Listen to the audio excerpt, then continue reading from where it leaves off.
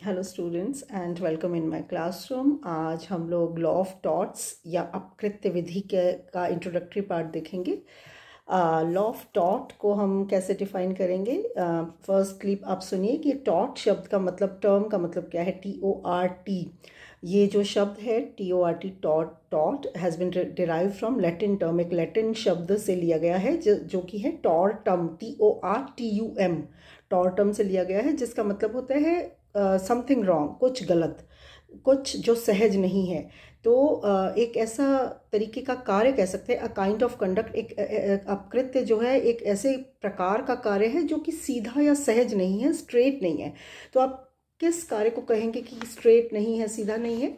जब हम जैसे सोसाइटी में रह रहे हैं, हम समाज में रह रहे हैं, तो हर व्यक्ति का, मेरा, आपका, सभी लोगों का ये एक ड्यूटी होती है, एक कर्तव्य होता है कि वो हम आसपास के लोगों के या सभी लोगों के जो हमारी सोसाइटी में और दूसरे लोग रह रहे हैं, उनकी सुख सुविधा का हम ध्यान रखें।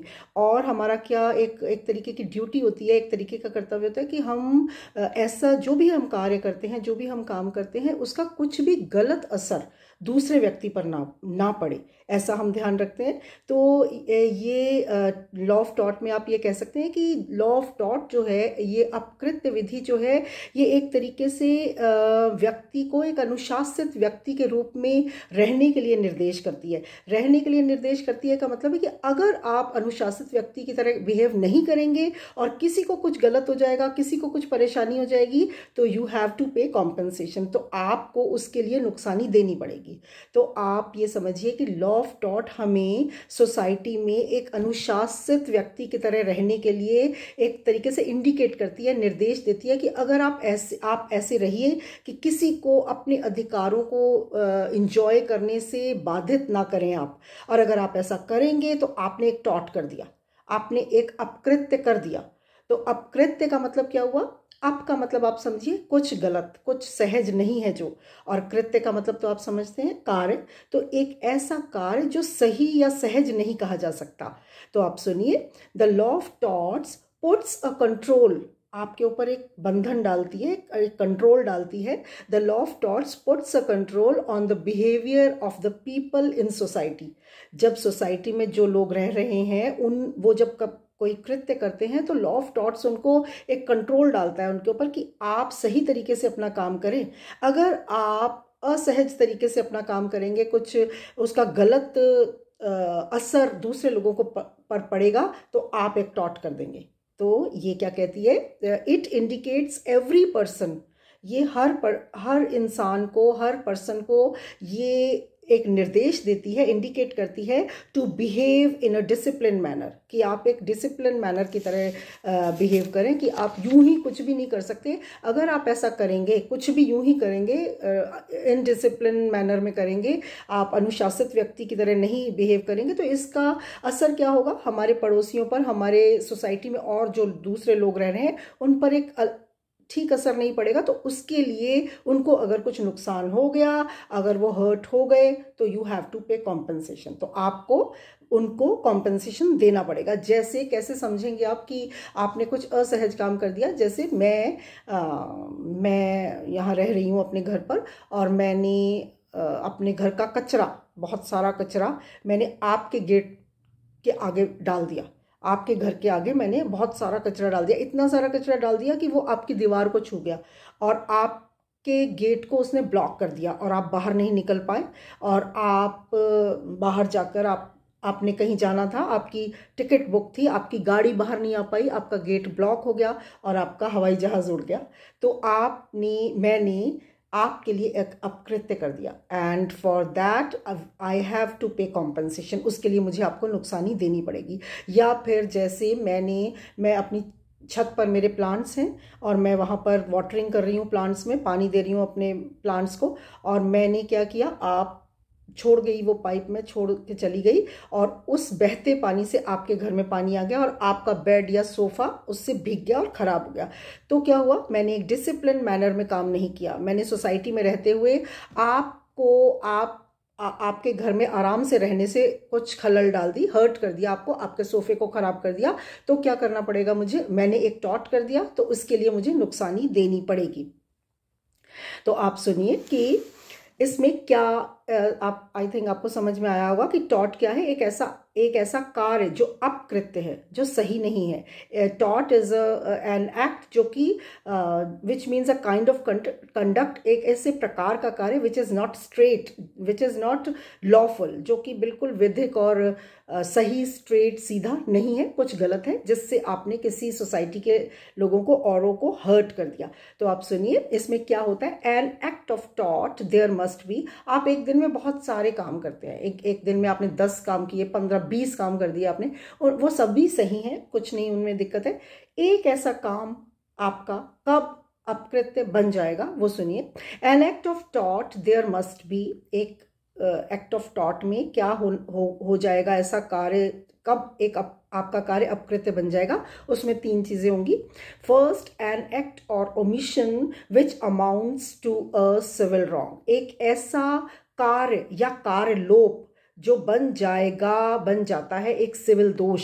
सिविल दोष का क्या मतलब होता है? एक ऐसा कुछ गलत काम जिसकी भरपाई आपको पैसे से करनी पड़ेगी। जो अगर आपके बिहेवियर से अगर वो गलत हो गया, आपके किसी काम से किसी को नुकसान हो गया, तो you have to pay compensation, आपको नुकसानी देनी पड़ेगी। तो आपका एक ऐसा कार्य जो आपको नहीं करना चाहिए था, आपने कर दिया। मुझे अपना कचरा अपने ही घर पर, अपने ही गेट पर या कहीं जो प्रॉपर जगह है वहीं पे फेंकना चाहिए था। मैंने क्या कर दिया? वो कार्य कर दिया जो मुझे नहीं करना चाहिए था, मैंने आपके गेट पर फेंक दिया। और एक ऐसा ओमिशन का मतलब होता है OMMISSION, ओमिशन, जिसको हिंदी में बोलेंगे आप कार्य लोप। एक ऐसा कार्य लोप आपने कर दिया जो आपको नहीं करना चाहिए था, मतलब जो आपको एक ऐसा कार्य कर दिया आपने जो आपको नहीं करना चाहिए था, और एक ऐसा कार्य लोप कर दिया। कार्य लोप का मतलब है आपको करना चाहिए था और आपने नहीं किया। आपको क्या करना चाहिए था? अपना कचरा अपने ही घर पर फेंकना चाहिए था, लेकिन आपने ऐसा नहीं किया और आपने फेंक दिया दूसरे के घर पर। तो ओमिशन जो कि आपको करना चाहिए था काम, आपको एक अपने विधिक कर्तव्य का पालन करना चाहिए था, या एक ऐसे कर्तव्य का पालन करना चाहिए था जिससे किसी को नुकसान हो, और आपने वो नहीं किया। तो दैट इज कार्यलोप या ओमिशन। तो नंबर 1, एक ऐसा कार्य या कार्यलोप जो बन जाता है सिविल रॉन्ग, एक सिविल रॉन्ग बन गया, वो एक सिविल दोष बन गया वो, number 1। Number 2, such an act और omission should not be breach of contract. वो जो आपने कार्य या कार्यलोप कर दिया है, जो कार्य या कार्यलोप कर दिया है, वो संविदा भंग नहीं होना चाहिए। संविदा भंग क्या होता है? संविदा भंग से आपका एक क्वेश्चन और इसमें पार्ट आएगा, कि जैसे आएगा क्वेश्चन आपका कि डिफाइन टॉट्स, एंड टॉट को आप संविदा भंग से कैसे डिफरेंशिएट करते हैं, या आप क्राइम से उसको कैसे डिफरेंशिएट करते हैं। तो ये भी आपका फर्स्ट क्वेश्चन का एक पार्ट होता है। तो आपको बताती हूँ कि ये कह रहे हैं कि जो आपने कार्य या कार्यलोप कर दिया है वो संविदा भंग नहीं होना चाहिए। संविदा भंग क्या होता है? संविदा भंग होता है, मैंने आपके साथ एक कॉन्ट्रैक्ट कर लिया, तो इसमें पार्टीज कौन हुई? मैं और आप, हम दोनों हुए। तो जो संविदा भंग है वो 2 पर्सोनम, उसमें पर्सन के साथ, एक पर्सन के साथ होता है, या 2-4 जितने भी एक लिमिटेड पर्सन्स के साथ हम कॉन्ट्रैक्ट करते हैं। तो संविदा भंग से अलग होना चाहिए आपका जो ये कार्य या कार्यलोप है। इसलिए कहा गया ये कि वो आपका जो ब्रीच ऑफ कॉन्ट्रैक्ट होगा वो एक या कुछ लिमिटेड लोगों के साथ होगा, और वो आपका ब्रीच अगर हो गया, अगर वो आपने गलत कर दिया उसमें कुछ और आपने कॉन्ट्रैक्ट खत्म कर दिया, तो आप रिस्पॉन्सिबल होंगे सिर्फ उस एक व्यक्ति के प्रति या फिर उन लिमिटेड लोगों के प्रति जिनके साथ आपने कॉन्ट्रैक्ट किया था। लेकिन अगर आप ये टॉट कर देते हैं, तो टॉट में आप पूरे टॉट का जो अधिकार है, टॉट का जो राइट है, वो राइट इन रेम है। राइट इन रेम का मतलब होता है सर्वलक्षी अधिकार। मेरे घर पर कचरा कौन नहीं फेंकेगा? सिर्फ आप नहीं फेंकेंगे, या सिर्फ ये लिमिटेड लोग नहीं फेंकेंगे, सारा संसार। मुझे ये अधिकार प्राप्त है, ये टॉट जो है ये मेरा राइट इन रेम है, मेरा सर्वलक्षी अधिकार है, मुझे सारे संसार के प्रति प्राप्त है। और आपको भी सिर्फ मेरे प्रति ये प्राप्त नहीं है, आपका भी राइट इन रेम है, सर्वलक्षी अधिकार है ये। तो राइट इन रेम होता है टॉट, जो आपको सारे संसार के प्रति प्राप्त होता है, और आपकी ड्यूटी भी सारे संसार के प्रति होती है। आप किसी के भी घर के आगे कचरा नहीं फेंक सकते हो, तो this is right in rem. ये जो टॉट है ये सर्वलक्षी अधिकार होता है जो हमें सारे संसार के प्रति प्राप्त होता है और हमारी ड्यूटी सारे संसार के प्रति होती है। लेकिन जो संविदा भंग होता है वो राइट इन पर्सोनम होता है, वो व्यक्तिलक्षी अधिकार होता है जो कि मुझे उन्हीं व्यक्तियों के प्रति प्राप्त है जिनके साथ मैंने कॉन्ट्रैक्ट किया है। अगर मैंने सिर्फ आपके साथ कॉन्ट्रैक्ट किया है एक के साथ, तो मुझे एक के प्रति प्राप्त है वो अधिकार कि आप मुझे अगर ब्रीच करेंगे, मेरे साथ कॉन्ट्रैक्ट किया हुआ, तो मुझे आपको इतना देना पड़ेगा कॉम्पेंसेशन, या आपको मुझे इतना देना पड़ेगा। हमने लिमिट रख दी है। और अगर आपने जो राइट इन क्या बोलेंगे उसको, राइट इन रेम है, जो सर्वलक्षी अधिकार है, वो आपका पूरे संसार के प्रति प्राप्त है और आपको आपके प्रति सारे संसार को प्राप्त है। तो ये सेकंड जो पॉइंट है, सच एक्ट और omission should not be breach of contract, ये संविदा भंग नहीं है, ये राइट इन रेम है। तो टॉट राइट इन रेम है, ब्रीच ऑफ कॉन्ट्रैक्ट नहीं है। और इसको डिटेल में हम आगे भी देखेंगे ये कैसे डिफरेंशिएट है ब्रीच ऑफ कॉन्ट्रैक्ट के साथ। And the third number is the remedy for such wrongful act, जो गलत काम मैंने आपके साथ कर दिया, आपका सोफा भिगो दिया या मैंने कचरा आपके गेट पर डाल दिया। The remedy for such wrongful act और omission should be an action for unliquidated damages. इसके लिए जो नुकसानी देनी होगी मुझे वो अनलिक्विडेटेड होगी। अनलिक्विडेटेड को आप कहेंगे अपरिनिर्धारित नुकसानी। अपरिनिर्धारित नुकसानी कैसे हुई? ये ऐसे हुई कि जैसे सोफे जो मैंने आपका बेड या सोफा खराब किया था, गीला किया था, भिगो दिया था, तो उसमें जो नुकसानी थी वो मुझे मालूम नहीं थी कितनी है, क्योंकि मुझे तो ये भी मालूम नहीं था कि मैं ये करने जा रही हूँ, कि मेरे ऐसे एक्ट से जो मैंने नल बंद ना करने का कार्य लोप कर दिया था, या फिर जो मैंने कार्य नहीं करना था भिगोने का वो कर दिया था, मुझे नहीं मालूम था कि उससे आपका सोफा भीग चुका है। और इसलिए, और मुझे ये भी नहीं मालूम था कि वो उसका कितना एक्सपेंसिव है, वो उसकी कॉस्ट कितनी है, मुझे नहीं मालूम था। तो इसलिए जो डैमेजेस मैं आपको दूंगी वो पहले से निर्धारित नहीं थे, वो अपरिनिर्धारित थे, वो अनलिक्विडेटेड थे। समझ में आ रहा है आपको? अनलिक्विडेटेड जो पहले से निर्धारित नहीं होते, उसको कौन निर्धारित करेगा? जब आप मुझ पर केस कर देंगे कि आपने मेरा सोफा भिगोया, और वो कोर्ट में केस चला जाएगा, और तब कौन लिक्विडेट करेगा उसको? कौन उसको परिनिर्धारित करेगा कि मुझे कितने पैसे आपको देने हैं? जैसे आप तो कहेंगे कि 1,00,000 रुपए का सोफा था और मैं कहूंगी वो 10,000 का ही था, तो कौन निर्धारित करेगा? वो निर्धारित करेगा कोर्ट, कि ये इतना 50,000 का था या 60 का था, वो कितना भी होगा। तो वो लिक्विडेटेड कब होंगे? बाद में, नुकसान हो जाने के बाद में। तो ये कह रहे हैं कि ऐसा कार्य या कार्यलोप जिसमें जो नुकसानी देनी होती है वो अनलिक्विडेटेड होती है, वो पहले से निर्धारित नहीं होती है, अपरिनिर्धारित होती है। लेकिन जो अब हमने कॉन्ट्रैक्ट किया था उसमें जो नुकसानी थी वो परिनिर्धारित थी। परिनिर्धारित का मतलब ये हुआ कि वो लिक्विडेटेड थी, पहले से निर्धारित की हुई थी। मैंने आपसे कहा, आपके साथ मैंने कॉन्ट्रैक्ट किया था, तो मैंने आपसे कहा कि अगर आपने कॉन्ट्रैक्ट ब्रीच किया या भाग गए आप, तो आप मुझे 1,00,000 रुपया देंगे, और अगर मैंने किया तो मैं आपको जितना भी दूंगी, 1 दूंगी, 2 दूंगी। तो हमने वो पहले से ही निर्धारित कर रखे थे, टर्म एंड कंडीशंस, T&C जिसको बोलते हैं, हमने पहले से ही निर्धारित कर रखी थी। इसलिए ये कहा जाता है कि ये ब्रीच ऑफ कॉन्ट्रैक्ट से फर्क है। तो ब्रीच ऑफ कॉन्ट्रैक्ट और टॉर्ट में जो अंतर होगा वो मोटा मोटा मैंने आपको बता दिया, और भी हम आगे बात करेंगे। तो इसकी 3 जो पॉइंट्स मैंने आपको बताया कि ये किस तरीके से आपका कोई एक्ट, कोई भी ऐसा पूरे दिन में आपने बहुत सारे एक्ट्स किए, उनमें से एक एक्ट आपका टॉट बन जाएगा, तो ये होगा। तो इसमें आप जो डेफिनेशंस देंगे वो भी बहुत सारी आपकी बुक में दे रखी हैं, बुक्स में। तो आप सामंट की दे सकते हैं, इसमें डेफिनेशन बहुत अच्छी हैं। फ्रेजर की दे सकते हैं, क्लार्क की आप देंगे, ये आपकी ज्यूरिस्ट बता रही हूँ मैं, लिंडसे की आप दे सकते हैं।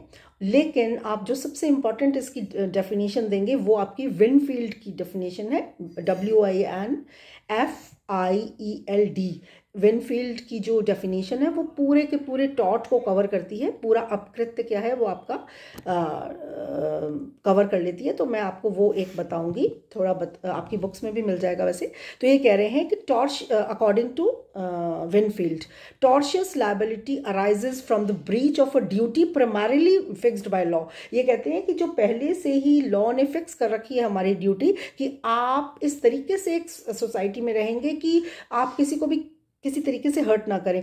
तो आप ये कह रहे हैं कि अपकृत्यपूर्ण जो दायित्व है आपका, अपकृत्यपूर्ण दायित्व का मतलब है कि आपने कब एक अपकृत्य कर दिया, कब एक टॉट कर दिया, और आपकी लायबिलिटी, आपका जो दायित्व है वो अराइज हो जाएगा अपकृत्य के लिए। कब हो जाएगा कि आपने ऐसा एक अपना कर्तव्य भंग कर दिया, breach of a duty primarily fix by law, जो पहले से ही लॉ ने फिक्स कर रखी थी कि आप ऐसा नहीं करेंगे। तो this duty is towards persons generally. मैंने अभी अभी आपको बताया कि ये जो ड्यूटी थी आपकी मेरे प्रति अकेली नहीं थी, या एक आपके पड़ोसी के प्रति नहीं थी, या इधर वाले पड़ोसी के प्रति नहीं थी, ये पर्सन्स जनरली सारे संसार के प्रति थी। जनरली का मतलब है सभी, सभी के प्रति ये आपकी ड्यूटी थी। तो ये आपका समझ में आया कि what is right in rem. आपका टॉट राइट इन रेम है, सभी के प्रति आपकी ये ड्यूटी थी, सारे संसार के प्रति आपकी ये ड्यूटी थी कि आप किसी को भी इस तरीके के कार्य से, अपने असहज कार्य से परेशान नहीं कर सकते हैं। तो this duty is towards persons generally, ये राइट इन रेम था हर व्यक्ति का आपके प्रति और आपका हर व्यक्ति के प्रति, तो राइट इन रेम था। And lastly it's breach is, अगर आपने इसको ड्यूटी को ब्रीच कर दिया, तोड़ दिया, तो its breach is redressable by an action for unliquidated damages. उसमें जो सुधार, रेड्रेस आपको दिया जाएगा, आपको जो सुधार दिया जाएगा अगर आपके साथ ऐसा कुछ हो गया तो वो रेड्रेस आपको दिया जाएगा अनलिक्विडेटेड डैमेजेस के फॉर्म में, जो अपरिनिर्धारित नुकसानी के फॉर्म में। क्यों दिया जाएगा अपरिनिर्धारित नुकसानी? क्योंकि पहले से तो मालूम ही नहीं था, हमें तो ब्रीच ऑफ कॉन्ट्रैक्ट में मालूम था कि अगर मैं भाग गई या मैंने तोड़ दिया ब्रीच कॉन्ट्रैक्ट तो मुझे आपको इतना देना पड़ेगा, या आप भाग गए या आपने तोड़ दिया कॉन्ट्रैक्ट, ब्रीच कर दिया तो आपको इतना, वो तो उसमें मालूम था ना, इसमें मालूम ही नहीं था हमें। तो ये कह रहे हैं कि its breach is redressable by an action for unliquidated damages. तो आपको जब आप ब्रीच कर देंगे, आपने कुछ असहज काम कर दिया है, तो आपको उसकी नुकसानी उसका जो रेड्रेस होगा, उसका जो सुधार करना होगा आपको, वो अपरिनिर्धारित नुकसानी के रूप में ही करना होगा। तो दिस इज ऑल आपकी जो डेफिनेशंस हैं, जो आपका टॉट का इंट्रोडक्टरी पार्ट है। इसमें आप एक चीज़ और देखेंगे, so a person is responsible in टॉट। कब एक व्यक्ति रिस्पॉन्सिबल हो जाएगा टॉट में, हो जाएगा वो जब there should be breach of duty, उसने अपनी ड्यूटी को ब्रीच कर दिया, किसी को उसने परेशान कर दिया, उसकी ड्यूटी थी नहीं करना, उसकी ड्यूटी थी एक कंट्रोल में रहना, समाज में अपने एक डिसिप्लिन मैनर में काम करना, लेकिन उसने इस ड्यूटी को ब्रीच कर दिया, number 1। Number 2, the duty should be fixed by law, वो फिक्स बाय लॉ थी। And number 3, it should be towards persons generally, जो आप समझ चुके हैं, पूरे संसार के प्रति आपकी वो ड्यूटी थी। पर्सन्स राइट इन रेम था पूरे संसार का और आपका भी। And 4th lastly, remedy should be available in the form of unliquidated damages, और इसमें जो रेमेडी आपको मिलेगी वो अपरिनिर्धारित नुकसानी के रूप में मिलेगी। आई थिंक आपको टॉट्स का taught and nature of taught and differentiate between crime and breach of contract. तो इसको कैसे ब्रीच ऑफ कॉन्ट्रैक्ट के साथ आप फर्क बताएंगे, मैंने बस पॉइंट्स में बताती हूँ, आपको समझा दिया है। टॉट is violation of right in rem, जो मैंने आपको बताया कि टॉट जो है, अपकृत्य जो है, वो सर्वबंधी अधिकारों का अतिलंघन है। मेरे ऐसे अधिकार का अतिलंघन आपने कर दिया जो कि मुझे सारे संसार के प्रति प्राप्त था, वो आप मुझे उसमें ऐसा नहीं कर सकते कि मेरे उस अधिकार का आप अतिलंघन कर दें, और आपने वैसा कर दिया। तो टॉट is violation of right in rem, सर्वबंधी अधिकारों का अतिलंघन है। जो मैं बता चुकी हूँ कि राइट इन रेम क्या है, right vested in generally persons and available against the world in large, पूरे संसार के प्रति जो हमें प्राप्त होता है। While in breach of contract, breach of contract जो हम दोनों में हुआ था, 2 जन में हुआ था, तो वो क्या होता है breach of contract? Violation of right in personam, जो किस चीज़ का अतिलंघन होता है? राइट इन पर्सोनम को आप कहेंगे किसी विशेष व्यक्ति के प्रति अधिकार जो हमें मिलता है, तो एक राइट इन पर्सोनम का व्यक्तिलक्षी अधिकार, जिसको आप कहेंगे व्यक्तिलक्षी अधिकार का अतिलंघन होता है ब्रीच ऑफ कॉन्ट्रैक्ट में। व्यक्तिलक्षी अधिकार क्या हुआ? जो आपको मेरे प्रति, हम दोनों में कॉन्ट्रैक्ट हुआ था, या जितने भी लोगों में कॉन्ट्रैक्ट हुआ था, उन लोगों के प्रति, उन लोगों को मेरे प्रति अधिकार है और मुझे उन लोगों के प्रति अधिकार है जिनके बीच में कॉन्ट्रैक्ट हुआ है। कॉन्ट्रैक्ट का मतलब होता है संविदा होना, संविदा का मतलब होता है एक करार हो जाना, कि एक कुछ भी करार करना, कुछ भी संविदा करना। जैसे हमने मैंने अभी बताया कि हम लोग ने एक फैक्ट्री लगाई, तो आपने भी पैसे लगाए, मैंने अपनी भूमि दी, आपने अपने पैसा दिया, तो हमने एक कॉन्ट्रैक्ट कर लिया, संविदा कर ली। तो उसमें जो वायलेशन अगर मैंने किया, अगर उसको मैंने संविदा का भंग किया, तो उसका अधिकार आपको मेरे प्रति होगा, मुझे आपके प्रति होगा, पूरे संसार के प्रति नहीं होगा। That is called right in पर्सोनम। तो संविदा भंग में आपको राइट इन पर्सोनम होता है और टॉर्ट्स में आपको राइट इन रेम होता है। पूरे संसार के प्रति आपको वो राइट होता है कि आपके गेट के आगे कोई भी कचरा ना डाले, आपके सोफे को कोई भी ना भिगोए, और इस तरीके के अधिकार सारे आपको पूरे संसार के प्रति प्राप्त होते हैं। तो सुनिए, in tort duty primarily fixed by law. Tort में जो आपकी ड्यूटी है कि आप ऐसा कुछ भी ना करें कि लोगों को रहने में परेशानी हो, तो ये आपको विधि के द्वारा पहले से ही फिक्स्ड होती है। तो the duty should be already in existence. वो पहले से ही अस्तित्व में होती है ड्यूटी, कि मैं किसी के आगे भी कचरा ना फेंकूं या मैं किसी का भी सोफा ना भिगोऊं, ये पहले से ही अस्तित्व में होती है ये ड्यूटीज मेरी। तो duty does not fix by parties. इसमें पार्टी, आपके पड़ोसी ने आपको नहीं कहा, कोई ड्यूटी फिक्स नहीं की कि आप मेरा सोफा नहीं भिगोएंगे, या मैंने कोई ड्यूटी उसकी फिक्स नहीं की कि हम दोनों ऐसा नहीं करेंगे। लेकिन हम ऐसा कहाँ करते हैं? हम संविदा भंग में ऐसा करते हैं कि पार्टीज ड्यूटीज फिक्स करती हैं। तो ये फर्क है दोनों में कि इसमें ड्यूटीज जो फिक्स हैं वो प्राइमरीली फिक्स बाय लॉ है, लेकिन जो संविदा भंग में ड्यूटीज हैं वो पार्टीज फिक्स करती हैं। टर्म एंड कंडीशन हम लोग खुद लगाते हैं, हम लोग खुद फिक्स कर लेते हैं। तो but in contract obligation of the parties arises bye there consent. हमारी खुद की इच्छा से, हमारी खुद की सहमति से यहाँ पर किसमें, ब्रीच ऑफ कॉन्ट्रैक्ट में जो ड्यूटीज होती हैं वो फिक्स होती हैं। और इसमें दोनों में क्या फर्क है? रेमेडीज का, उसमें उपचार का फर्क है। तो ये मैं पहले आपको समझा चुकी हूँ। In breach of contract the amount of damages is either already settled between the parties। Liquidated होते हैं डैमेजेस, हमने पहले से ही फिक्स कर लिए दोनों पार्टीज ने ब्रीच ऑफ कॉन्ट्रैक्ट में कि अगर आपने ब्रीच किया कॉन्ट्रैक्ट को तो आप मुझे इतना हर्जाना देंगे, मतलब नुकसानी देंगे, और अगर मैंने कुछ गलत किया, ब्रीच किया कॉन्ट्रैक्ट, तो मैं आपको इतना दूंगी। तो हमने टर्म एंड कंडीशंस पहले से फिक्स कर ली थी, तो ये लिक्विडेटेड डैमेजेस थे। बट टॉर्ट्स में रेमेडीज आर अनलिक्विडेटेड। न्यायालय के विवेक पर ये डिपेंड करता है। मुझे नहीं मालूम था आपका सोफा कितने का है, मैं कहूंगी 10,000 का है, आपने कहा कि ये 1 लाख का था, मुझे आप 1 लाख दो। तो ये डिस्क्रिशनरी पावर होती है कोर्ट की। कोर्ट देखेगा कि आपका सोफा कितने का था, कोर्ट मुझे कहेगा, मुझे ऑर्डर करेगा कि मैं आपको इतने नुकसानी दूं। आपका कोर्ट कहेगा कि ये तो ना तो 10,000 का था ना 1 लाख का था, ये तो 50,000 का था, तो यू हैव टू पे 50,000 टू द ग्रीवेंस पार्टी। तो ये अपरिनिर्धारित होता है, पहले से निर्धारित नहीं होता है। और एक आपका लास्ट पॉइंट होता है इस फर्स्ट इंट्रोडक्टरी पार्ट में टॉर्ट के, कि इसका फर्क बताइए, इसको डिफरेंशिएट कीजिए किससे? क्राइम से। तो क्राइम और टॉर्ट में क्या फर्क होता है? टॉर्ट जो है वो आपका इंडिविजुअल राइट्स इसमें वायलेटेड होते हैं। इंडिविजुअल के राइट कैसे वायलेटेड होते हैं? जैसे आपने मेरा सोफा भिगोया तो मैं इंडिविजुअली आपसे हर्ट हुई हूँ, तो इसमें individuals right are violated. Private और सिविल राइट ऑफ इंडिविजुअल जो होता है, मेरा जो प्राइवेट राइट है या जो मेरा सिविल राइट है सोसाइटी में रहते हुए, वो वायलेटेड हो जाता है, उसको आप अतिलंघन उसका कर देते हैं। And injury to a private individual, मुझे इंजरी होती है इसमें। So private wrongs are tort. Private wrong जो होते हैं, प्राइवेट रॉन्ग का मतलब है जो निजी दोष होते हैं। जैसे आपने मेरे प्रति कोई दोष किया, मेरा सोफा भिगो दिया, मेरे गेट के आगे कचरा फेंक दिया, तो जो एक सिविल दोष होते हैं, प्राइवेट रॉन्ग्स जो होते हैं वो टॉर्ट होते हैं। और जो क्राइम होता है वो क्या होता है? वो पब्लिक रॉन्ग्स होते हैं। पब्लिक रॉन्ग का क्या मतलब होता है? Crime is a breach of public rights and duties which effect the whole community. Crime जो होता है वो पब्लिक रॉन्ग्स होते हैं जिससे पूरी कम्युनिटी पर फर्क पड़ता है, पूरी कम्युनिटी जिससे इफेक्टेड होती है।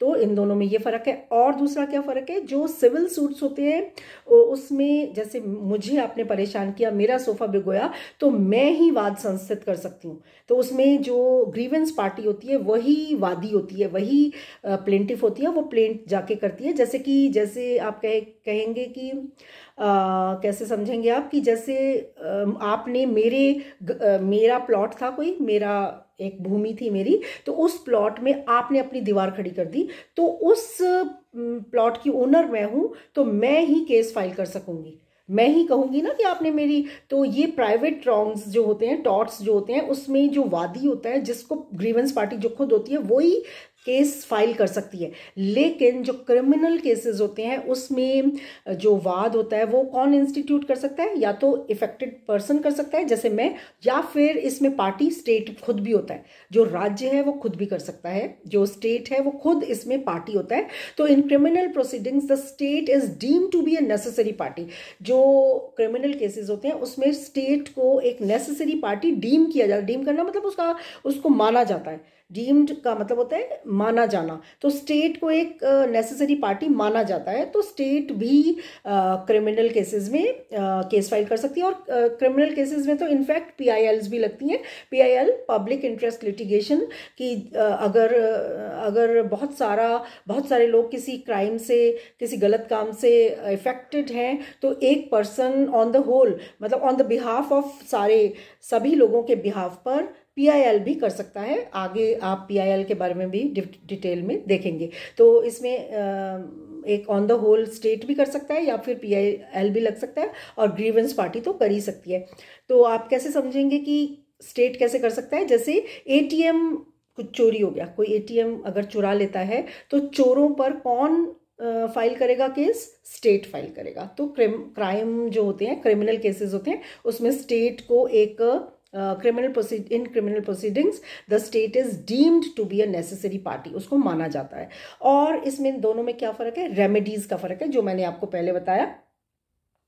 The only remedy is to claim damages in civil court. इसमें जो टॉर्ट होता है, अगर आपके साथ कोई टॉर्ट हो गया तो हम सिविल कोर्ट में जाकर अपनी रेमेडी लेते हैं। और इसमें जो कॉम्पनसेशन होता है, जो इंजर्ड पार्टी को कॉम्पनसेशन दिया जाता है, वो इन अनलिक्विडेटेड डैमेजेस होते हैं, और जो सिर्फ नुकसानी के रूप में दिया जाता है। नुकसानी का मतलब कि पैसे के रूप में, मतलब आपको सिविल जो रॉन्ग होता है, आपका जो टॉर्ट होता है, उसमें आपको नुकसानी दी जाती है, आपको पैसे से उसी अवस्था में पहुंचा दिया जाता है जैसे आप पहले थे। जैसे आपके साथ कोई नुकसान, जैसे मेरा सोफा भीगा था तो मुझे कॉम्पनसेट कर दिया जाता है, नुकसानी दे दी जाती है उतनी कि मेरा सोफा वैसा ही बन जाए जैसा वो पहले था।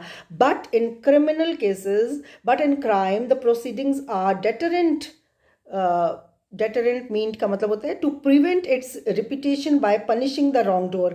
जो क्रिमिनल केसेस होते हैं, क्रिमिनल को जो दोषी होता है, जो क्राइम करता है, उसको इस तरीके की सज़ा दी जाती है, रॉन्ग डोअर को इस तरीके की सज़ा दी जाती है कि उससे एक उदाहरण मिले सोसाइटी को कि इस तरीके का काम या इस तरीके का क्राइम आपको नहीं करना है, so that he may not do it again, कि वो उसको दोबारा से न करे। This is all about introductory part था ये आपका टॉर्ट का। आपको समझ में आया होगा कि what do you mean by tort, इसको डिफाइन करना, इसका डिफरेंशिएट करना क्राइम और सिविल, क्राइम और ब्रीच ऑफ कॉन्ट्रैक्ट के साथ। तो this is all about this first question. Thank you so much for watching. Bye.